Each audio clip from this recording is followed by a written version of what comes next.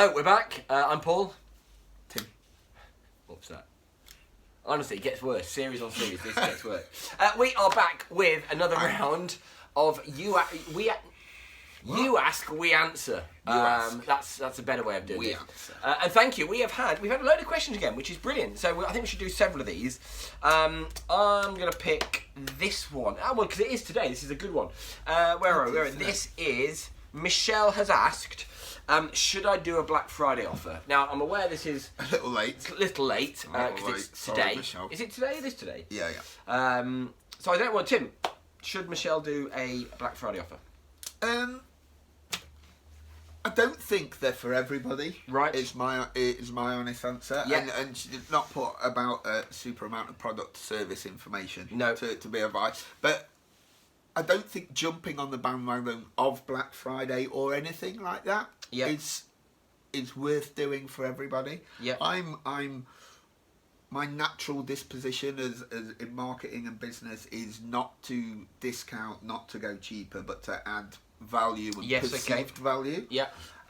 But then on the flip side, I know a couple of lads who run an online store that will sell 30 grand's worth of laptop bags today. Wow. Okay.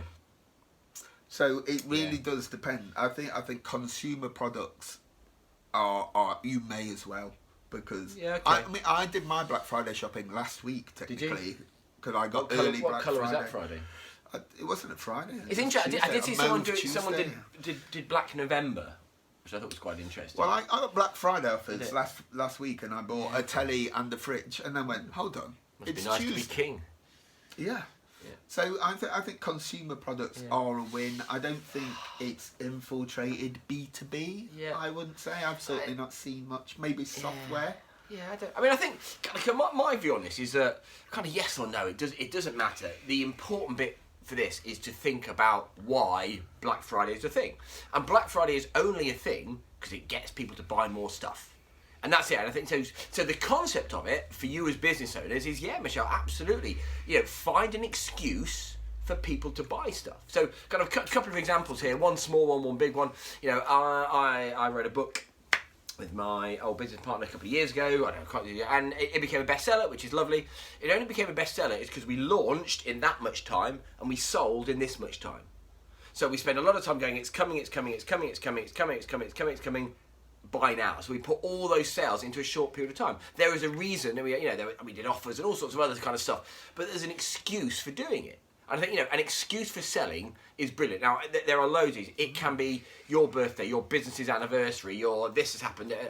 The concept of making something into a succinct sales period is very, very good. It's a really interesting to do. There are loads of different ways of doing it. My favourite example by far is Singles Day. I don't know if you heard it. Do you know Singles Day?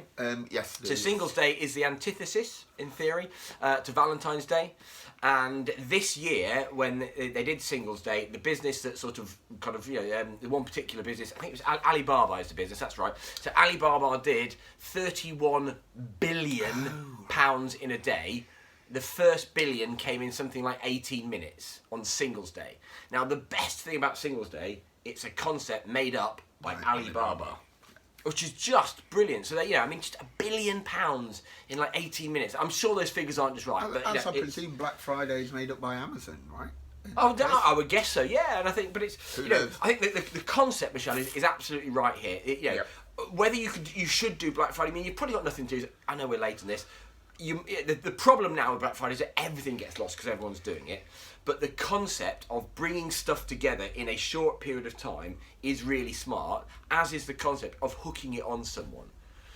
So like restaurants, should be often are, but should be really good at this. If they know when your birthday is, that is the right time to get you in, because it's your birthday, the cake's on us, or whatever it is.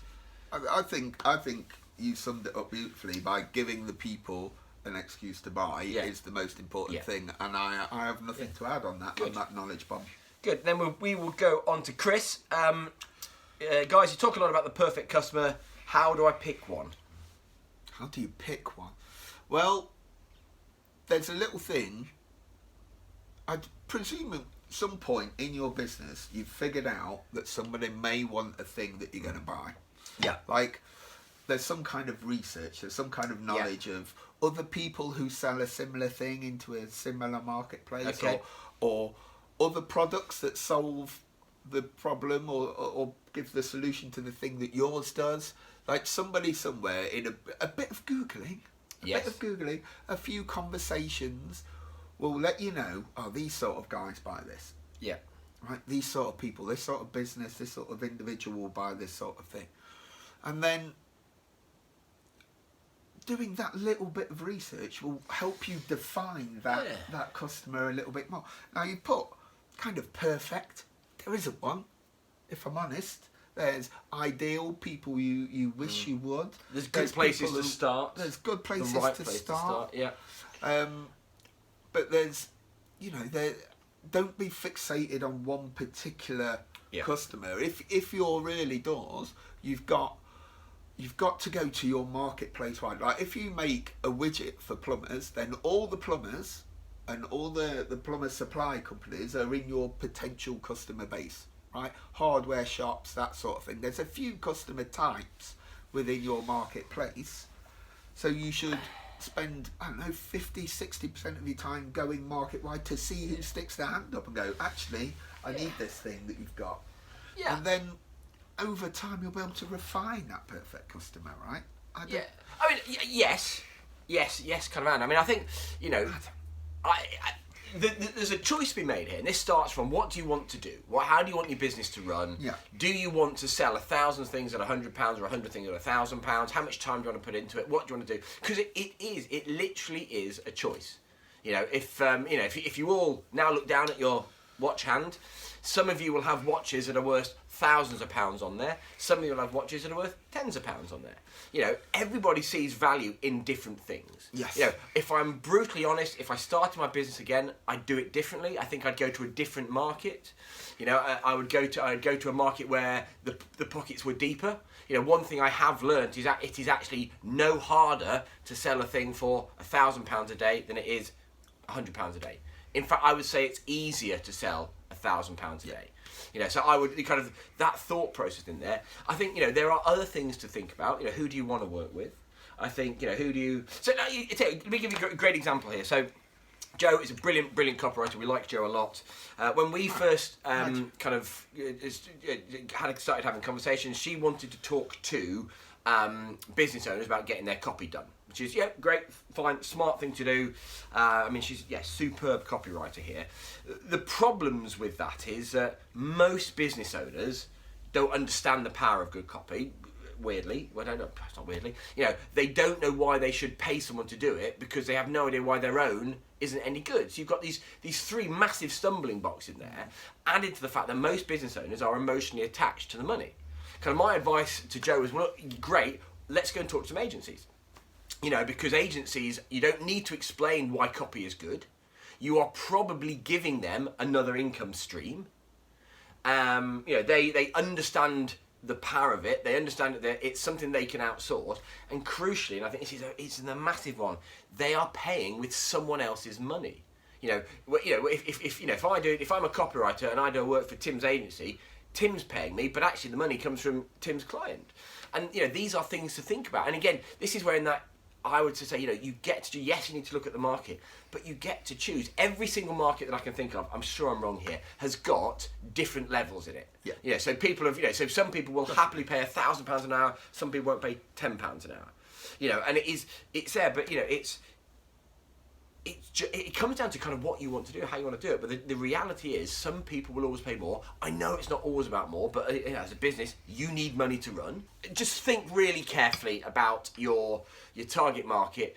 Look at everything. I was chatting to a guy kind of yesterday. He said, right up there. Well, who do you want to work with? I want to work with people that will pay me on time. Well, who's that? Work out with these people. Because you can go to massive businesses, but they've got like 90-day pay terms, or you can go and speak to the guy, shake his hand, and say, right, you write the check, I'll do the work. And I think that's kind of that. That would be my big thought on this. Is that think carefully, but think about all of it. Who it is, who do you want to work with? What will they pay you? Will they pay you more? Will they pay you on time? Are they local? I try not to travel around the country anymore. I did it for a few years. I don't want to do it anymore.